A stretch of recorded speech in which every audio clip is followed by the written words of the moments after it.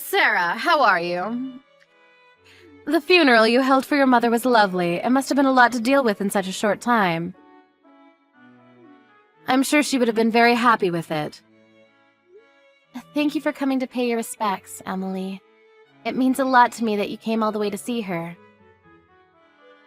It was a good chance to see Stephen and the grandkids. And what kind of mother-in-law would I be if I didn't go? Thank you. I really am grateful. I regret that you and my mom didn't have much of a chance to see each other when she was alive. Yes, it really is a shame. She was living with you, wasn't she? It was the first time I'd been inside your house, so I was surprised to see how big it was. It's a wonderful home. We already had the kids when we decided to live with my mom's, so we had it built so that it would feel more spacious and open.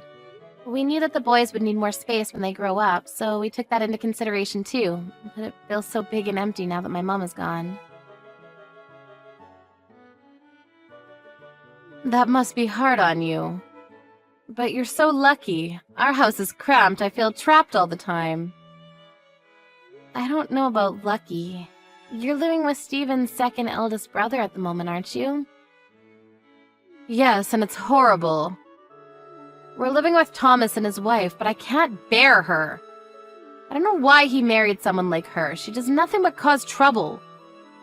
Really? I haven't spent a lot of time with her before, so I don't really know what she's like. I don't know how she can call herself a wife. She always cuts corners on the chores and she complains all day long. She can't discipline her own child either. He runs around the house screaming and shouting. I can't live in a place like that. I didn't know any of that. What does your husband think? Have you spoken about it with him? That's the problem. She acts like such a good girl when he's around. When he's looking, she's the perfect daughter-in-law. She's so two-faced, it's very annoying.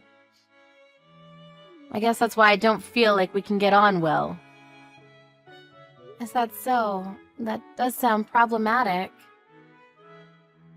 It was a bad idea to start living with Thomas and his family to begin with. There was no way all of us would fit in such a small house. I don't know how they thought it could work. What do you mean? There's 5 of us. My husband, myself, Thomas, and his wife and son. Of course we can't survive in such a small house. It's only natural that we get stressed out by one another. We all need our own private space. I never knew that the situation was that bad. Is it really that stressful living together?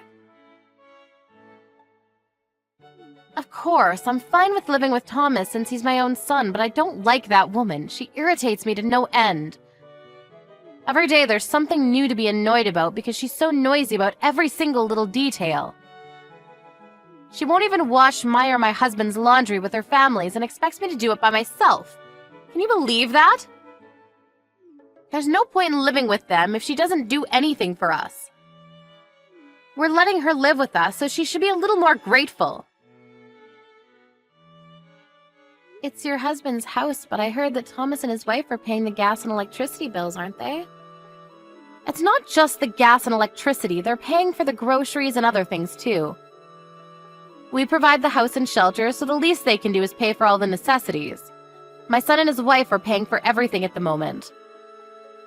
That must make it much harder to mention that you're not happy with their attitude. I wonder what you could do. I was wondering about that, too. And I realized when I went to visit yesterday for the funeral, with your house being so big, maybe it would be a better idea if my husband and I moved in with you and Stephen. Don't you think that's a wonderful idea? That way we can spend more time with the grandkids, too. We hardly ever see them. Excuse me? My husband and I could move in with you. You've got plenty of space now that your mother's gone. You were saying how it feels big and empty earlier. I'm sure Stephen would be happy with that.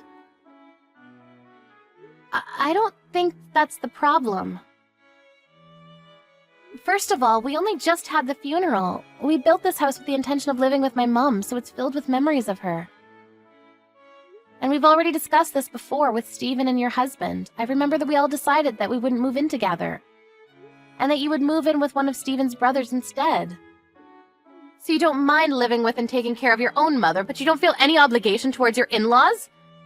Do you have a problem with living with me and my husband? Like I said, I didn't decide that alone. I didn't mean anything by it, but my mother did put a lot of money into building this house too. So she had every right to live with us.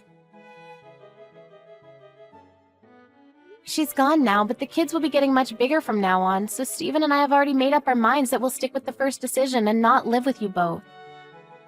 I'm sorry if I've made you feel unwelcome, but that's just what we've decided. And what would you do about your current house? Are you going to give it to Thomas and his wife? I don't want to give them our house, but your house is much bigger and it's new too. It'll be much easier for us to live in. I think it's a good idea for us to move in with you and Stephen. I'm really sorry, Emily, but I don't think that's possible. Living together will be a bit difficult for a lot of reasons. Why? What's the matter? What reason could you have to not live with us? Haven't you already spoken to Stephen about this? Stephen himself was saying that he didn't want all of us to live together. He was quite insistent on it. He always said that he didn't want to live together with his parents. This is why I have problems with you all.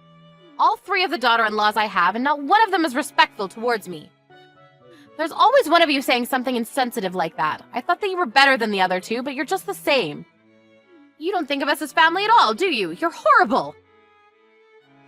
I don't think that at all. The biggest problem is that you have dog allergies. It's got nothing to do with you personally. We just can't have you staying with us when you can have a reaction. We have 2 dogs, so it really isn't possible for you to stay with us. That's why Stephen was so adamant about not living together. We've already gone over this before. I was fine yesterday, so there's no problem anymore. That was because we had the dogs stay with a friend yesterday while we had the funeral. We didn't want them causing trouble, and we knew you were coming, so we took precautions. Then the solution is simple. Why don't you let that friend of yours keep them? That way there'll be no problem for me to live with you. I'm sorry, what? You want us to just give up our dogs? Your husband's parents should be more important than some stupid dogs. Are you being difficult on purpose? If you want to keep your dogs, then you're just being selfish. Why don't you understand that you should prioritize us over everything? Please stop. I've had enough of your ridiculous comments. We won't let you live with us, and that's final. Do you realize that it's not your daughter-in-laws that have the problem, but you yourself? I know that you were living with Keith, your eldest son, until a few years ago. I also heard that you had problems with his wife, too. And that they had to go live elsewhere because of the stress she suffered. They moved out because they didn't want to live with you anymore. That wasn't my fault. You can't blame me for that. That was all her fault. She was flirting with my husband and trying to use him. I just made it clear that there are things she shouldn't do. On top of that, she didn't pay for anything when she first was living with us. She was asking us to pay half of the groceries and pay for half of the bills, just like Thomas's wife. I couldn't believe what I was hearing. She was requesting that we pay for things, even though we were letting her live in our house. It's not like she lacked the money. Both her and Keith were working. She could have paid for everything, but no, she was audacious enough to ask us to pay for half. I think that's normal. I don't understand what you're complaining about. Pardon? If you're going to live together, then it's only a matter, of course, that everyone puts some money forward. We were letting her live in our house. Why should we pay for anything? She should have been grateful she had a home. Why don't any of you understand that? All you want is money. My mom was paying for her own groceries and things. It was only fair since she was able to work still and had savings. It helped out a lot. She paid part of the cost of building this house and bought her own furniture instead of asking us to buy things she wanted. I don't care what your mother did, and Thomas is fine with paying for everything. Keith and his wife should have done the same. They're the ones being unreasonable. I heard that your husband is paying part of the bills at the moment. What are you talking about? Didn't you know? Because of the trouble you had with Keith and his wife, your husband's been paying for half of the bills and the groceries in secret. He's been handing it directly to Thomas. I didn't know that. Nobody told me anything about that. Why would he do that behind my back? He was apologizing to your son's wives on your behalf. Why? Why should he apologize? There's nothing to apologize for. He was apologizing because of the way you treated them and how you accused them of being gold diggers because they wanted you to pay for your own part.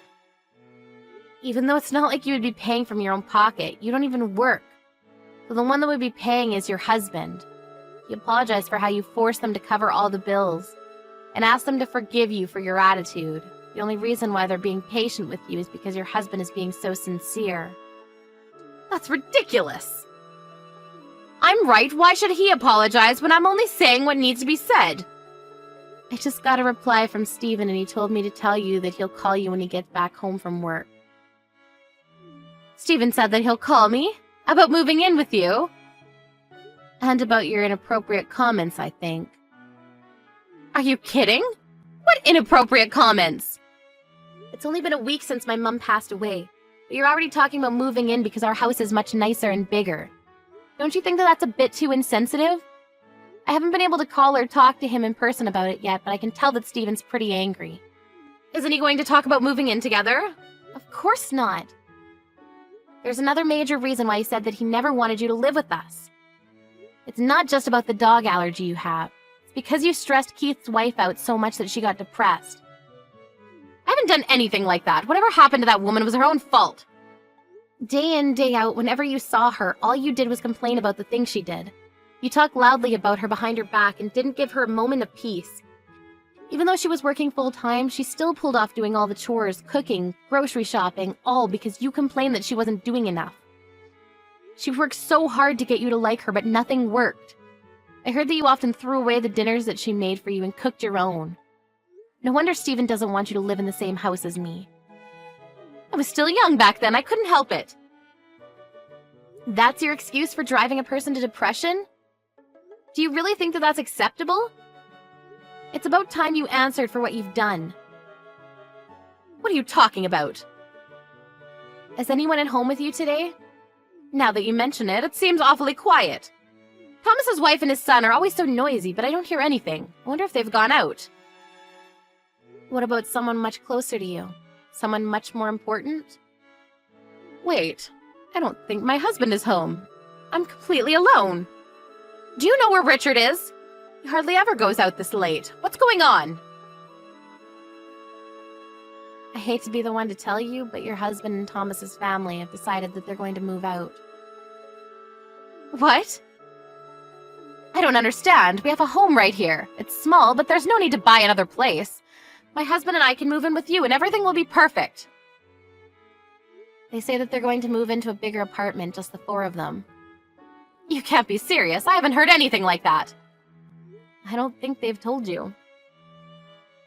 What am I supposed to do? Where do I go? The people you consider noisy have moved out for you, so you can stay in the house you've always lived in. Legally, it's your husband's, but if it's you by yourself, I'm sure it'll feel much bigger. That's what you wanted. I'm sure you'll be more comfortable by yourself. Who's going to take care of me? What am I supposed to do? Cook and clean and do grocery shopping all by myself? Why isn't anyone picking up the phone? I don't understand. They've all abandoned me. I guess they all got tired of enduring your abuse. We don't live too close, so I've never had to spend a lot of time with you. So I haven't experienced it firsthand, but it looks like you caused a lot of suffering for the people around you. And since you have no consideration for the fact that I'm currently in mourning, I can only think that you're as self-centered as I've heard. I can empathize, but I can't imagine how your other sons' wives must have felt with you in their homes. It's unpleasant just thinking about it, so I think I'd like to keep my distance as well. I found divorce papers on the living room table. Sarah, what should I do? How can I make them come back? I can't do anything by myself. I think you should give your husband the divorce and let them live in peace. It means you have to pay all the bills and do all the housework by yourself. But that's what you get for not being thankful for all the support you've had up until now. Your husband is graciously letting you live in the house he bought after all. Why shouldn't you pay for everything yourself?